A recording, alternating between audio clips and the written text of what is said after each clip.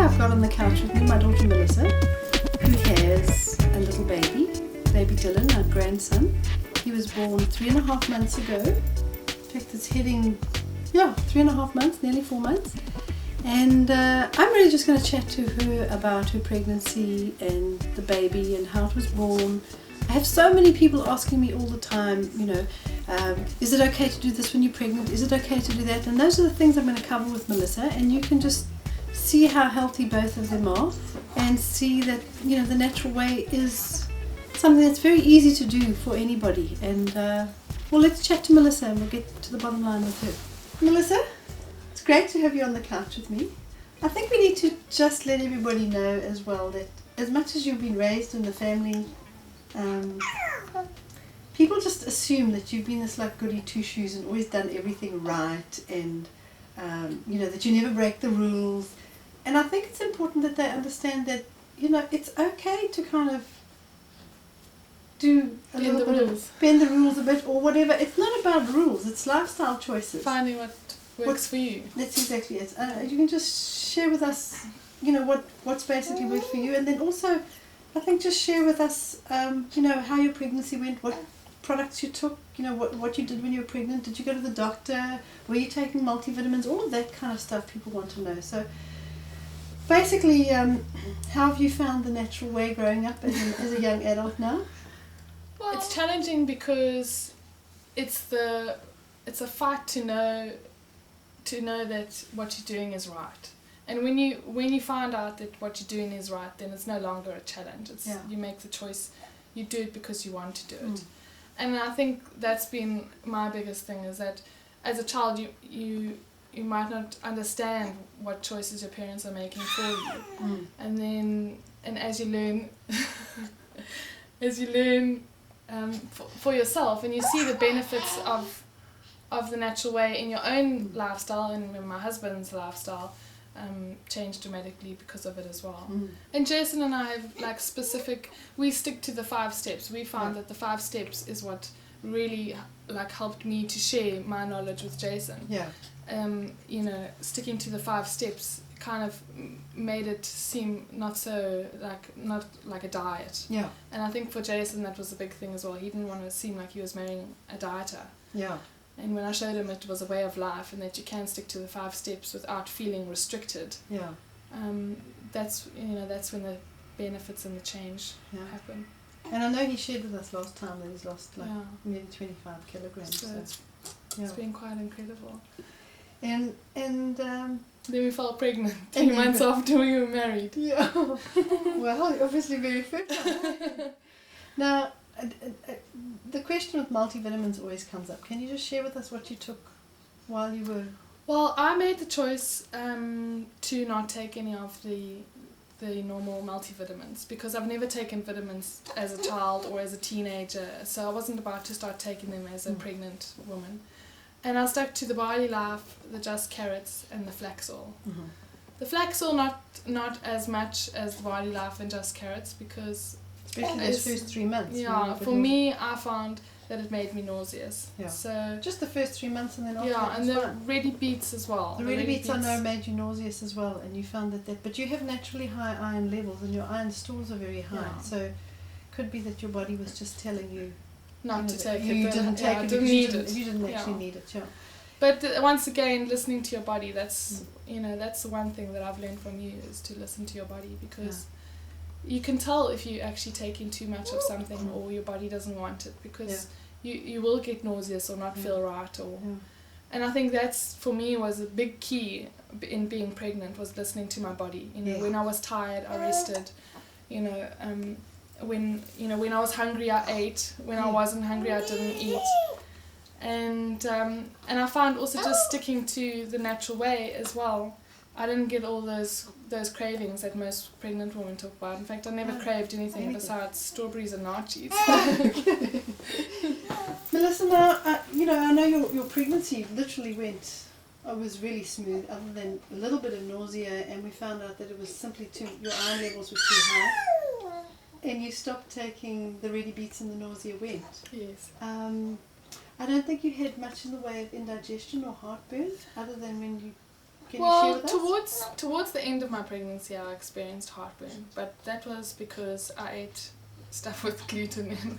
Okay, so it was only when you ate stuff with gluten that you had Yeah, heartburn. basically. I found I was actually quite wheat intolerant throughout my pregnancy, more so than I was beforehand. Yeah. Or maybe it was just because I was more conscious of what I was putting into my body.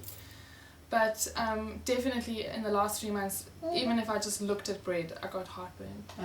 So that was, I just avoided it and then therefore didn't have the problem. Yeah, and that was even homemade whole wheat stuff. It was, all rye bread. Yeah.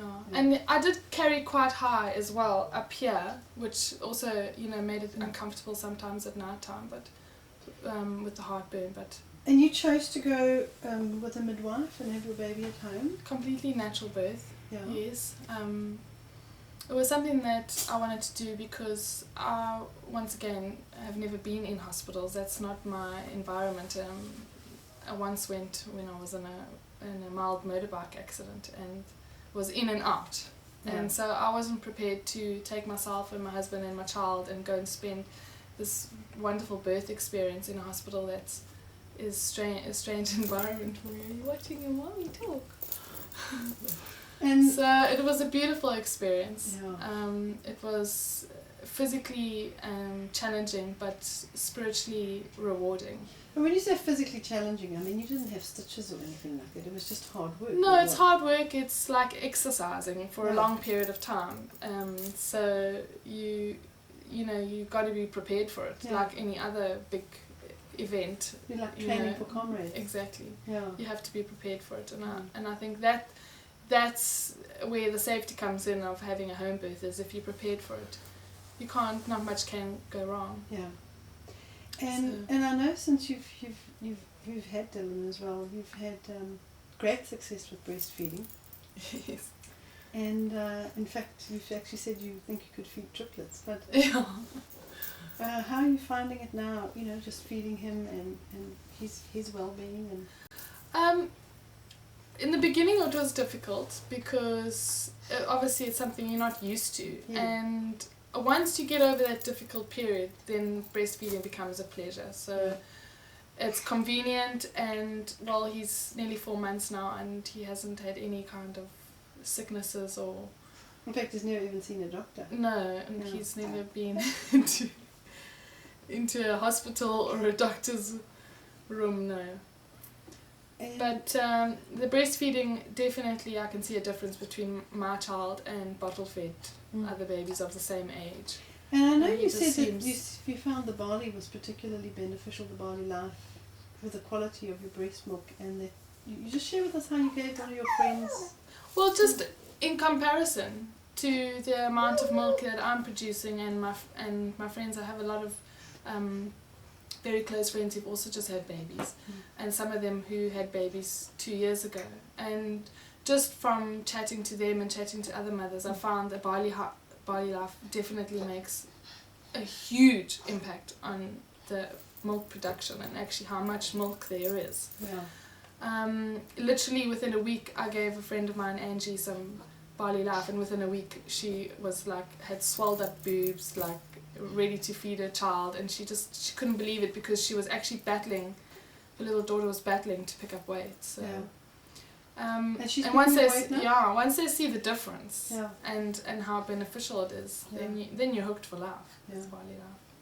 Because he's gained quite a bit of weight. I mean, he weighed how much at birth?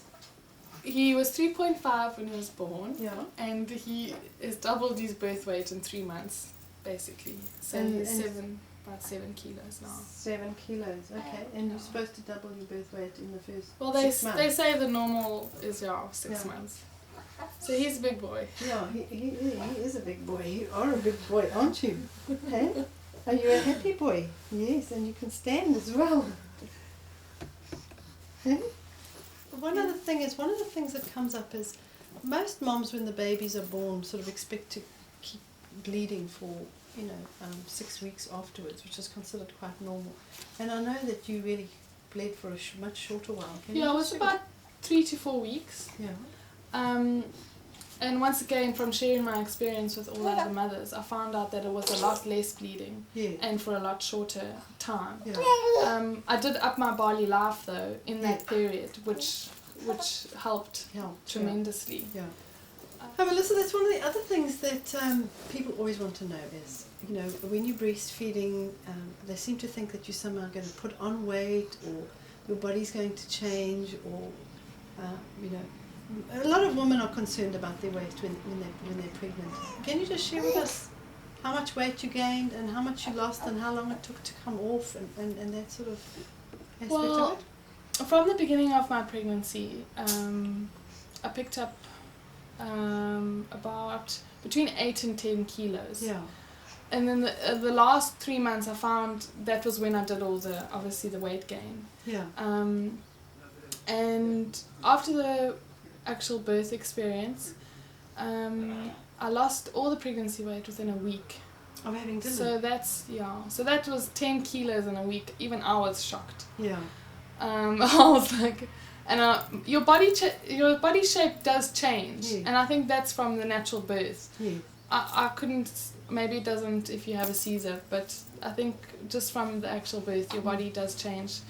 And the breastfeeding I found as well definitely helps with weight loss. In fact, it's like a little gift from God. It's like, well, you want to breastfeed your baby, then you can also have a little weight loss program going on. Yeah. Well, obviously, if you eat properly. I mean, yes. You just eat rubbish. Yes, absolutely. Yeah.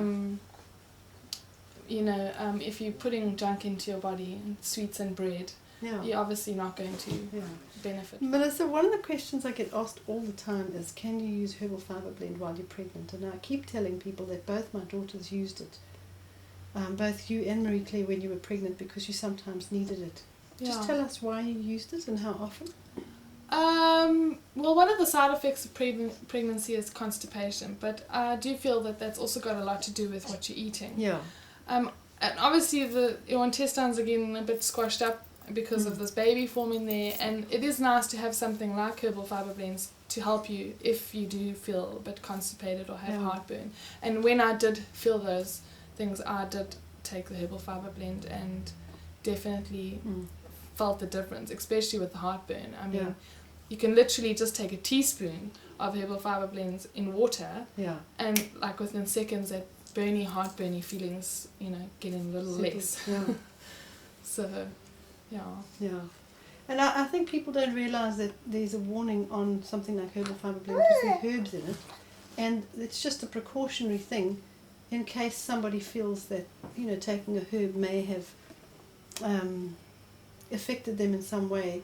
You know, they can't blame the herbal fibre blend. But I found so many people who use herbal fibre blend when they're pregnant and benefited from it tremendously. And just like you had, and very comfortable, and you can see your baby's healthy and you obviously very healthy.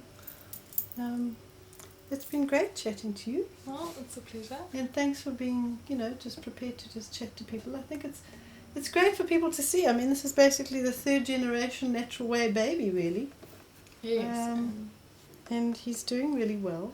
He's had a good start. And we'll be looking at his cousin later on, who had the dog bite, and finding out a bit more about him. So, there you go.